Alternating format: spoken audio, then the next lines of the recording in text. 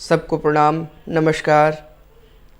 मैं आपका मित्र उदय आपके समक्ष लेकर आया हूँ भारतीय वैदिक ज्योतिष के विषय में कुछ जानकारी। वेदस्य निर्मलः चक्षु।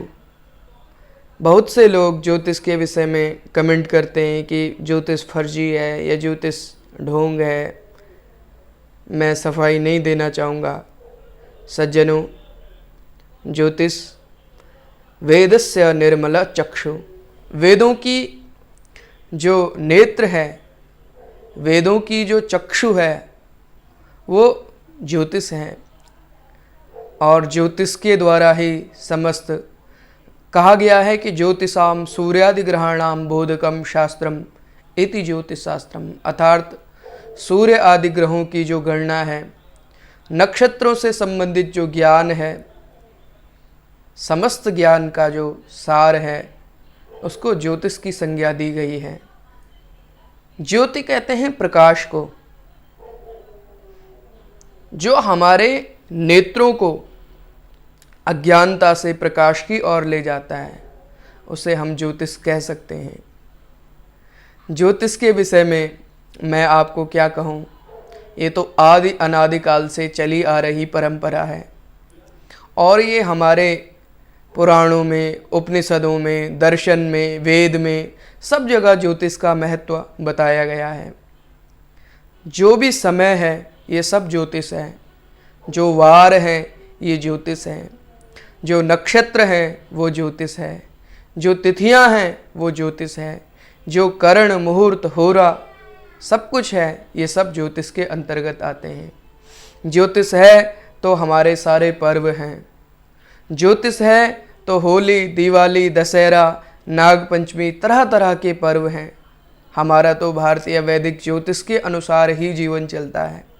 चाहे वह ब्रह्म मुहूर्त हो, चाहे वो गोधूली वेला हो, चाहे वह राहु काल हो, चाहे वह अन्य अन्य प्रकार के कोई विचार हो, सब कुछ ज्योतिष पर ही निर्भर करता है।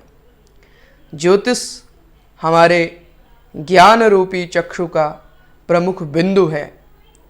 ज्योतिष के विषय में कहा गया है, ज्योतिष में नवग्रहों का विशेष महत्व है और नवग्रहों में सूर्य का मैं आज आपके समक्ष इसको मैं प्रस्तुत करूंगा, थोड़े से बिंदु आपके सामने रखूंगा। मित्रों, ज्योतिष में सूर्य को कहा गया है कि सूर्य शौर्यम, सूर्य अर्थात शौर्य, मान, प्रतिष्ठा, वैभव, हमारी जो आत्मा है, हमारी जो इम्यूनिटी है, हमारे अंदर जो आरोग्यता है, हमारे अंदर जो तेज है, हमारे अंदर जो विवेक है, इसको सूर्य कहा गया है। भारतीय वैदिक ज्योतिष में कहा गया है आचंभौरा बृहशंभु केशु। सर्वप्रथम जो संज्ञा है, पहला जो नंबर है, वो भगवान सूर्य का कहा गया है।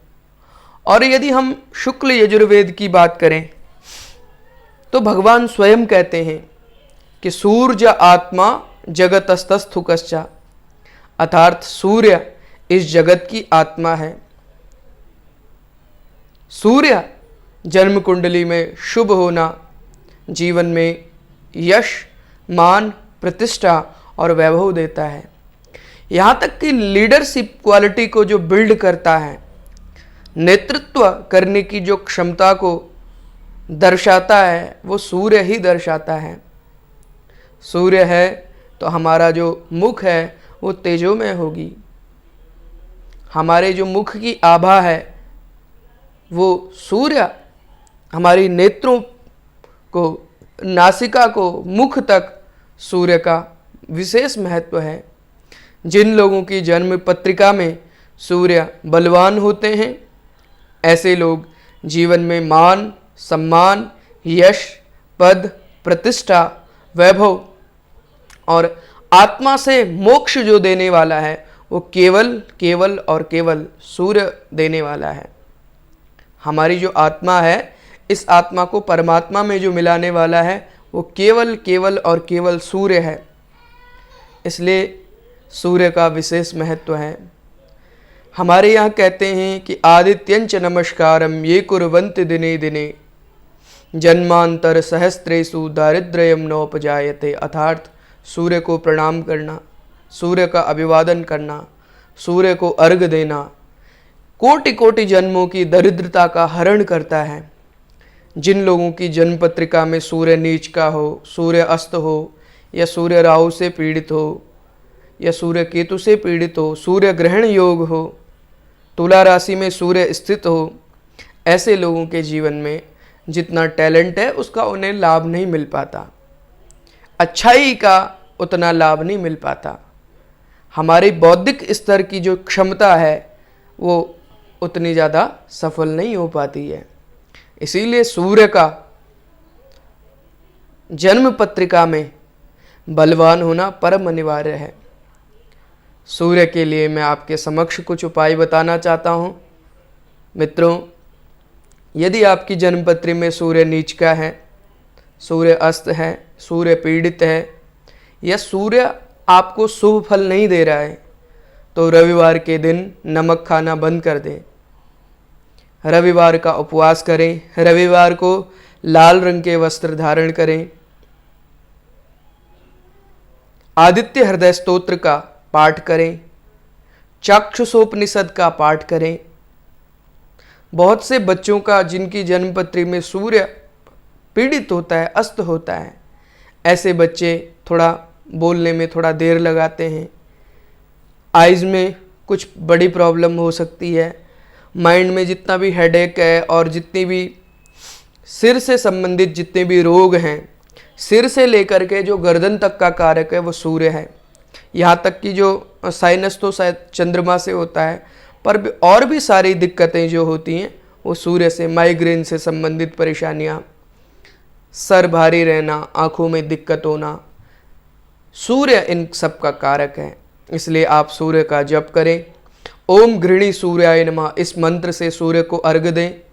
तांबे के बर्तन में गुड़ और रोली डाल करके, लाल पुष्प डाल करके सूर्य को अर्घ दान करें। अगर सूर्योदय के समय करें, ये बहुत उत्तम माना गया है। उगते हुए सूर्य का दर्शन करें और 12 सूर्य के जो नाम हैं उनका जप करें। धर्म पूर्वक आचरण करना परम अनिवार्य है। सूर्य अगर जन्मपत्री में शुभ है और हम गलत कर्म कर रहे हैं तो भी बहुत बुरा होता है।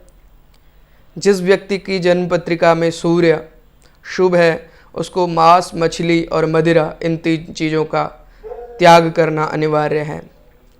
व्याभिचार को त्याग करना, दुष्टों की, नीचों की संगति को त्याग करना अनिवार्य है।